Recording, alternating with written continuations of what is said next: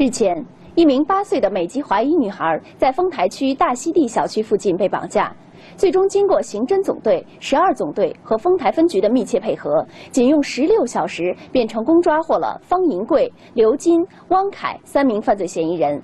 市局特此对参战各单位进行通报表彰。2011年8月1日下午17时许，家住丰台区大溪地小区的黄大爷带着6岁的孙女和亲戚家8岁的美国籍女孩徐泽谦在小区附近玩耍。期间，黄大爷因故返回家中。等他再次返回时，发现8岁的徐泽谦不见了。随后，他拨打了110报警。接到报警后，市局领导高度重视，刑侦总队、12总队和丰台分局立即组成专案组开展案件侦破工作。江良栋副局长亲临现场指挥工作。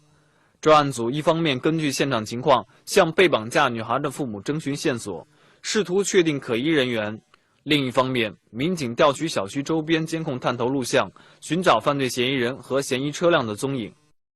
8月2日凌晨1点，专案组得到消息，昌平分局天通苑派出所的民警找到了被绑架的女孩徐泽谦。原来，女孩在大溪地小区门口玩耍时，被犯罪嫌疑人强行抱上汽车。之后，手脚被绳子捆绑，眼睛被胶带蒙住。One guy grab you or two guys grab you from the front. One guy grab you and the other two guys grab you. In the car. 就是后排座，就是说呢，一个人下去把他抓住了，抓到车里边去，2个人在车里边。嫌疑人向女孩索要其父母的姓名和电话，准备索要赎金。很快，专案组锁定了犯罪嫌疑人的踪迹。当时就是3个嫌疑人嘛。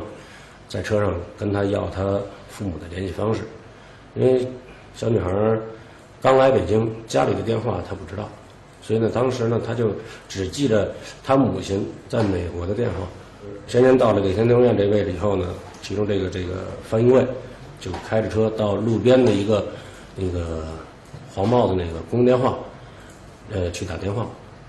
但是呢，因为那是美国的国际长途，他那个就打这种公用电话肯定打不出去。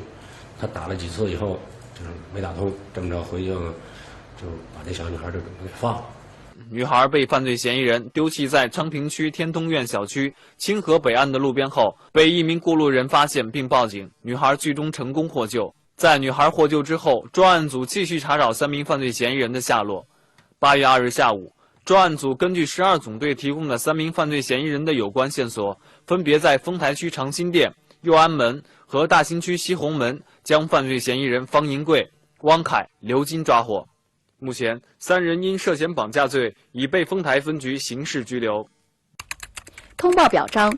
在侦破绑架美籍女童案件中，专案组成员连续奋战、忘我工作，将传统侦查方法与现代侦查手段有效结合，成功锁定犯罪嫌疑人的踪迹，迅速破获案件。为此，市局政治部决定对快速成功侦破绑架美籍女童案全体参战民警予以通报表彰。